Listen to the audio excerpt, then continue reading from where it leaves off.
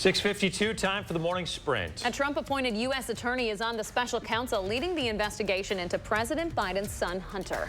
David Weiss will head up the case. The 5-year-long probe deals with Hunter's financial and business dealings dating back to when Joe Biden was vice president. Republicans are cheering on the special counsel appointment, saying the law can't go easy on Biden just because he's the president's son. Just over a week ahead of the first GOP debate in Milwaukee, President Biden is headed to the state. He'll be in Milwaukee tomorrow. In an email, the White House says the president will be talking about Bidenomics and how it's investing in America to grow the economy from the middle out and the bottom up. It's unclear exactly where the president will be visiting tomorrow. It will be his second visit to the state this year. In his 5th proclamation in 6 days, the governor of Hawaii is issuing another emergency declaration. The move lifts the disaster relief spending cap. It also gives pharmacists the ability to issue prescriptions to anybody affected who doesn't have a refill. The number of people killed is at 96 this morning. Officials say that number is likely to rise. Madison Police Chief Sean Barnes will not be Chicago's next police superintendent. He is staying put in Madison for the time being. We've been waiting for the announcement ever since Barnes was named one of 3 finalists for the job a month ago.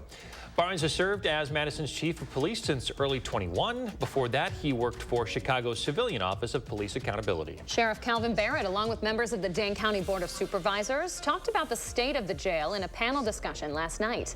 Multiple supervisors called the current conditions inhumane. Dane County did approve spending for a new jail back in April. There will be another community forum next Sunday discussing criminal justice treatment and diversion. That starts at 6:30 and runs until 8. 5 people, including a child, are dead after an explosion in Pennsylvania.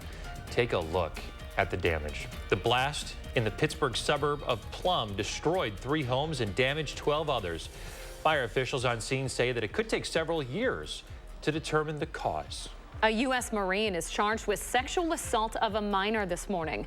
Police previously questioned the Marine after they found a 14-year-old girl at Camp Pendleton Base in California in late June. A spokesperson for the base says the command will review all charges and evidence to decide whether the case should move forward in a military court. There's a preliminary hearing scheduled for the 17th.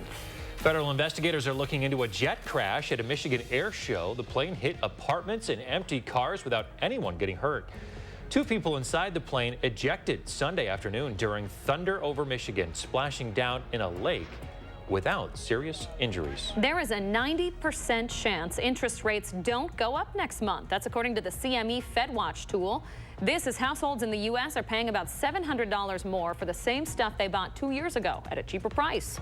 There have been 11 interest rate hikes since March of 2022.